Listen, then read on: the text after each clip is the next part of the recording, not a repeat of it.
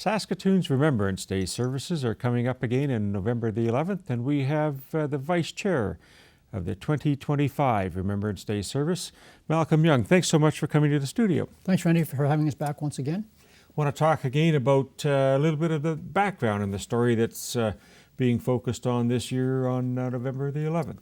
Of course, the primary focus of November 11th for us is the 11-11-11. So 11th month, 11th day, 11th hour, when we as a country stop and take 2 minutes to pause to remember all those Canadians, men and women, who have served our country. Many have served. Sadly, many have also paid the ultimate sacrifice. So here in Saskatoon each year, we meet at Sasktel Centre and we commemorate November 11th services and the combination of both the formal ceremony as well as the parade that's associated with that. Each year what we do is to try and educate our fellow citizens. We have, in effect, a theme. In other words, we want to talk about and educate our fellow citizens about November 11th and its importance, but something that's specific to our military history and the contribution that our Canadian citizens and citizens from Saskatoon and area have made. And so this year, our theme can really be explained by 2 words: service and sacrifice. So this is the 80th anniversary of the end of the Second World War. And so the word service very much comes to mind when you think of that. So of the over 1.1 million Canadians who served in the First World War, over 70,000 came from Saskatchewan. And as we also know, with the marching of time, many of those World War II veterans are no longer with us. As an example, Statistics Canada said that in 2021 there was only 800 World War II veterans left in Saskatoon and area, or Saskatchewan. We know that here in Saskatoon in the past year, 9 of those veterans have passed on. And so we want to commemorate the accomplishment and the contribution of our World War II veterans, not just to their military service, but keeping in mind those men and women who went off and served their country. They came back and they continued to build this province, and their service to our country and our province needs to be commemorated. The second word is sacrifice. So this year is the 25th anniversary of the repatriation of the remains of the Canadian unknown soldier. So back in year 2000, the remains of a Canadian soldier who was unknown to God, as it said on his headstone. In other words, his remains were there, but they didn't know who he was. His remains were repatriated from a military cemetery by Vimy Ridge, very famous battle for Canada, brought back to Ottawa, and they were interred in the tomb of the unknown soldier. That ground was consecrated, and that tomb of the unknown soldier is located right by the National War Memorial. So that is really hallowed ground. It is ground that never should be used for political purposes or for protest. It should be recognized by all Canadians as sacred ground.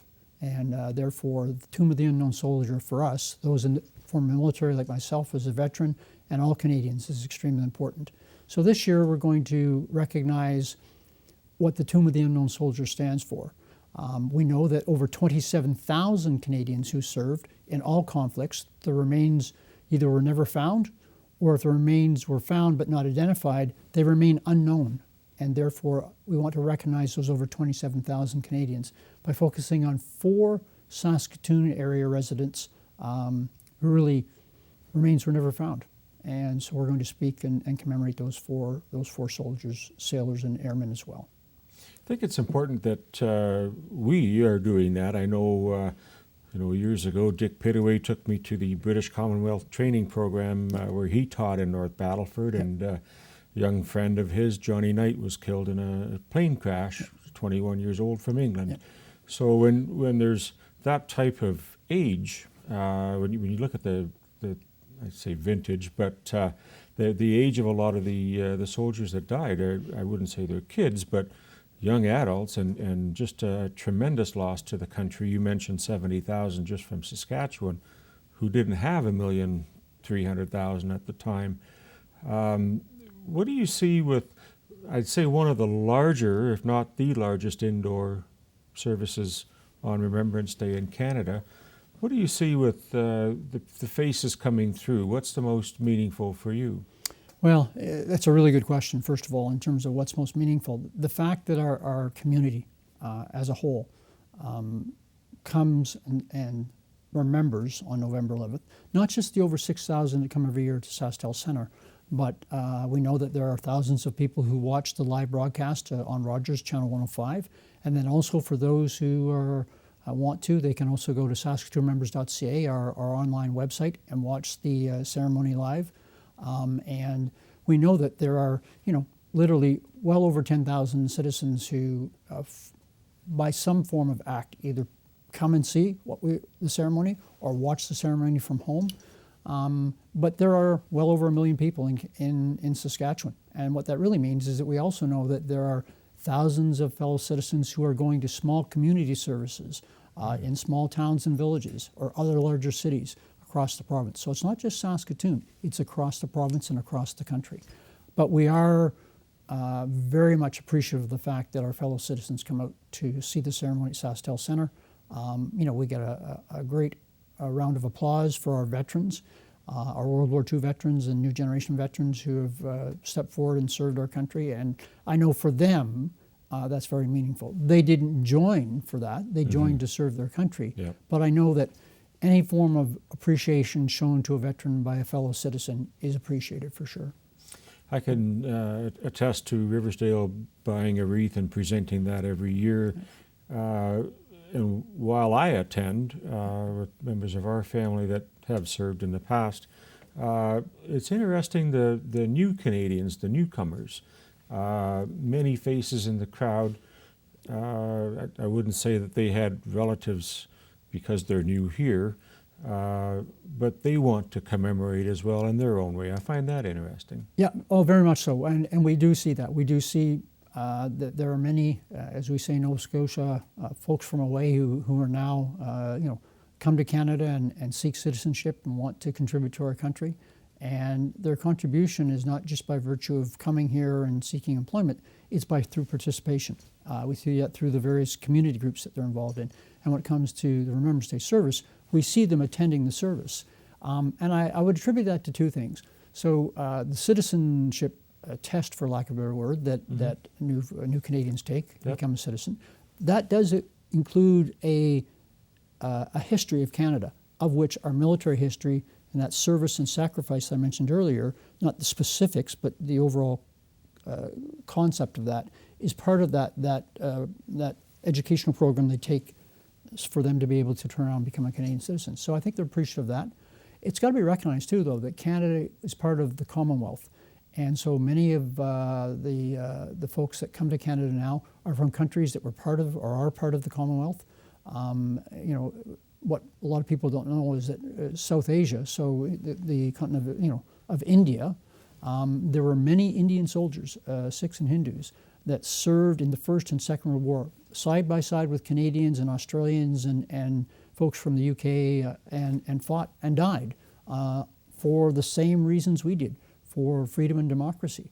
So if you think of a young person coming all the way from India, the climate of India to the trenches of France in World War I, which is cold, bitter, and harsh, and just unlivable, for a cause, a belief, democracy. It's to me, it's very impactful. And so we do see many folks coming from different countries to this province, but they have a similar history to us. They have a connection to what that represents. And so we're very proud that they attend as well. What is a message you could, share with those watching that would be on behalf of Legion members and veterans? What would be something that you could leave with people that are seeing this now? Well, I guess there's two things. First of all, we appreciate they're taking the time to turn around and pause and view the service and remember at, like I said, on the 11th month, 11th day, 11th hour. Because that 2 minutes of silence that we do, that's our way of showing respect. You got to remember, when the war ended, when it stopped at 11 o'clock, all those years ago, that was the first time in 5 years that there was no sound of guns. And that's really what the silence represents. Throughout the whole war, there was constant noise, artillery, gunfire. But at 11 o'clock, the gun stopped and there was silence. And so that silence today is emblematic of that very important moment. I served for 32 years. Some of my family served for generations back prior to 1900, and that's not uncommon with many, many, many Canadian families. What I would like to thank people for and businesses is how they also show their support, and that's through the purchase of the poppy and wreaths. The money raised through the sale of wreaths and poppies goes directly to the Poppy Fund. The Poppy Fund is held in trust, and that money goes to support veterans. And I know there are veterans that I know that if it was not for the Poppy Fund, they would be homeless.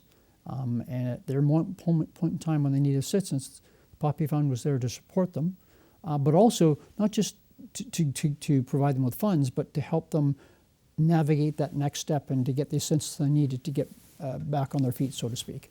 And so it's through the individual purchase of a poppy or for a business organization to purchase a wreath. They should know that their money goes to a cause which is well worth it. That's the support of our men and women who have served. Malcolm, I want to thank you for all the work you and your members have done, and we'll see you at SaskTel Centre November the 11th. Thanks very much. And quick word on what that's all about. So the doors open at 9 o'clock. The live program starts at 9:30, and then the formal ceremony starts at 10:25 and will be done by 11:30. We encourage all Saskatchewan citizens and Saskatoon area citizens to come to SaskTel Centre. 6,000, we got 15,000 seats, but whatever number shows up, we appreciate. But take the time to view it at Rogers, Channel 105, or SaskatoonRemembrance.ca. And if you can't do any of those things, at 11 o'clock, stop and be silent for 2 minutes. Perfect. That's our show for today. I'd like to thank our guests, Carrie Catherine and Casey Minsler with Riversdale, as well as Malcolm Young and the Remembrance Day Committee. I'm your host, Randy Shabilo. We'll see you next time on Connect.